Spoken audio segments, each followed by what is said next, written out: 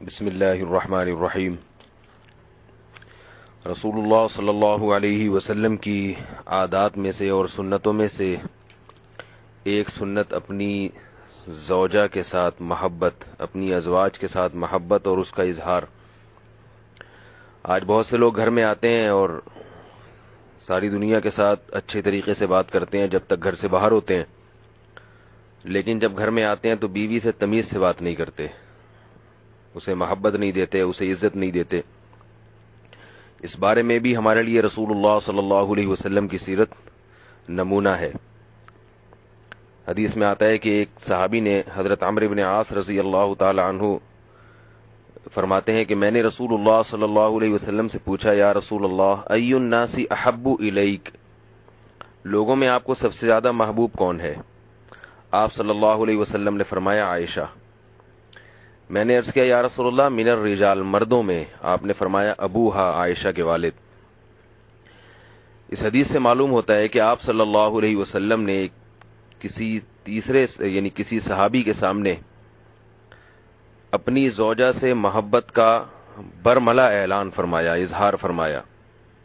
آج اگر کسی آدمی سے پوچھا جائے کہ آپ کو سب سے زیادہ محبت کس سے ہے، تو اگر اسے بالفرض اپنی بیوی سے ہوگی بھی تو بتاتے ہوئے شرمائے گا، اور بعض مرتبہ تو اسے اپنی بے عزتی خیال کرتا ہے کہ میں کسی کو یوں کہوں کہ میں اپنی بیوی سے بہت محبت کرتا ہوں، اس لیے کہ اسے ڈر یہ ہوتا ہے لوگ طعنے دیں گے، جورو کا غلام ہے، بیوی کا غلام ہے، عورت کا غلام ہے۔ تو یہ بات درست نہیں ہے، نبی صلی اللہ علیہ وسلم کی سیرت کے خلاف ہے۔ صحابی نے یہ نہیں پوچھا کہ یا رسول اللہ آپ کو اپنی بیویوں میں کس سے زیادہ محبت ہے، اور یہ بھی نہیں پوچھا کہ عورتوں میں کس سے زیادہ محبت ہے، بلکہ صحابی کا سوال یہ تھا سب سے زیادہ محبت کس سے ہے؟ تو آپ صلی اللہ علیہ وسلم نے اپنی بیوی سے ابتدا فرمائی، اور بیوی کے والد کا ذکر بھی دوسرے نمبر پہ فرمایا۔ حالانکہ اس پر اہل سنت والجماعت کا اتفاق ہے کہ آپ صلی اللہ علیہ وسلم کو سب سے زیادہ محبت حضرت ابو بکر سے تھی، تبھی حضرت ابو بکر کا مقام سب سے زیادہ ہے۔ لیکن اس موقع پر آپ صلی اللہ علیہ وسلم نے جواب کیا دیا؟ حضرت عائشہ کا نام لیا، یہ ظاہر کرنے کے لیے کہ عورتوں میں مجھے سب سے زیادہ محبت اپنی زوجہ عائشہ سے ہے، اور ان کا پہلے نمبر پہ تذکرہ کیا فضیلت کو ظاہر کرنے کے لیے، اور یہ حکمت بیان کرنے کے لیے کہ اپنی زوجہ سے محبت کا برملا اعلان کرنا یہ کوئی بے عزتی کی بات نہیں ہے، یہ مرد کی مردانگی کے خلاف نہیں ہے۔ ایک حدیث میں آتا ہے کہ ایک صحابی کے سامنے نبی صلی اللہ علیہ وسلم کے انتقال کے بعد کسی شخص نے حضرت عائشہ رضی اللہ تعالی عنہ کے شان میں گستاخی کی۔ وہ صحابی حضرت عمار ابن یاسر رضی اللہ تعالی عنہ تھے۔ ان کے سامنے کسی نے حضرت عائشہ کو کچھ کہا تو حضرت عمار ابن یاسر نے فرمایا اغرب مقبوحا ممبوحا اتوذی حبیبۃ رسول اللہ صلی اللہ علیہ وسلم، اسے بددعا دی کہ خدا تیرا ناز کرے۔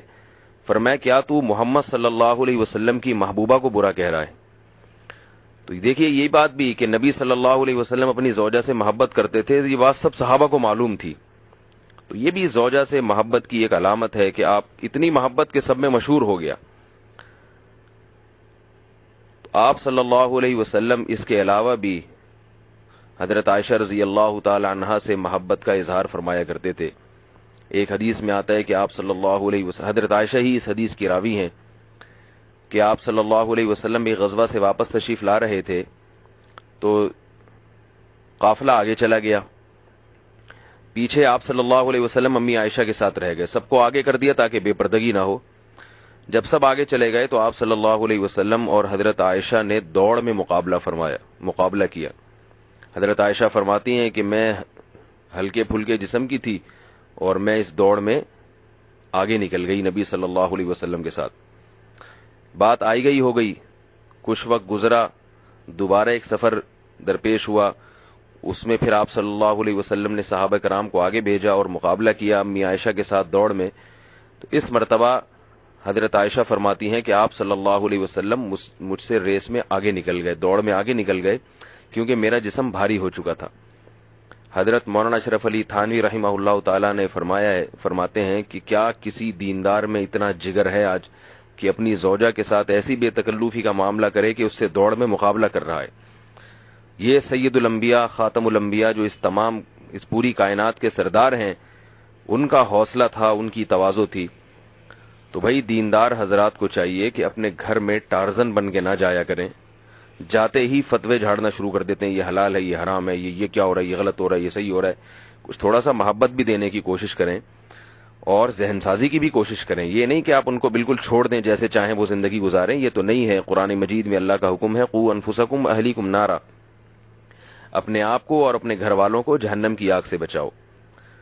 میرا بتانے کا مقصد یہ ہے کہ زوجہ جب یہ دیکھتی ہے کہ میرا شوہر باقی تمام چیزوں میں دیندار ہے لیکن بیوی کے ساتھ حسن سلوک میں دین نظر نہیں آتا، تو پھر ظاہر ہے وہ آپ کی دین کی بات کو پھر قبول نہیں کرتی. وہ کہتی ہے ان کا اپنے مطلب کا دین ہے.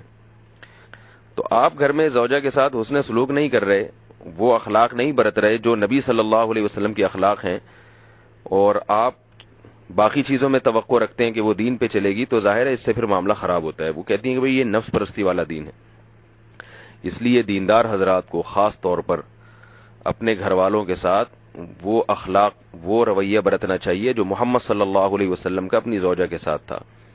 ہاں یہ ضرور ہے کہ اس کی کچھ حدود ہیں، کچھ ایسا نہیں ہے کہ شریعت نے بالکل چھوڑ دیا ہے کہ زوجہ جو چاہے کرتی پھرے، آپ اسے کچھ بھی نہ کہیں. اس کے درجات ہیں، لیکن اصل بہرحال اخلاق ہے. اور محبت سے جو ذہن سازی ہوتی ہے وہ مار پیٹ سے اور سختی سے نہیں ہوتی. سختی اور مار پیٹ اور جو ہے وہ سختی کا جو نمبر ہے وہ آخر میں آنا چاہیے. اللہ تعالی ہم سب کو ان اخلاق کے اختیار کرنے کی توفیق عطا فرمائے جو رسول اللہ صلی اللہ علیہ وسلم کے تھے، تاکہ ہمارے گھروں میں جنت کا ایک ماحول پیدا ہو، سکون اطمینان کا ماحول پیدا ہو. اللہ تعالی عمل کی توفیق عطا فرمائے.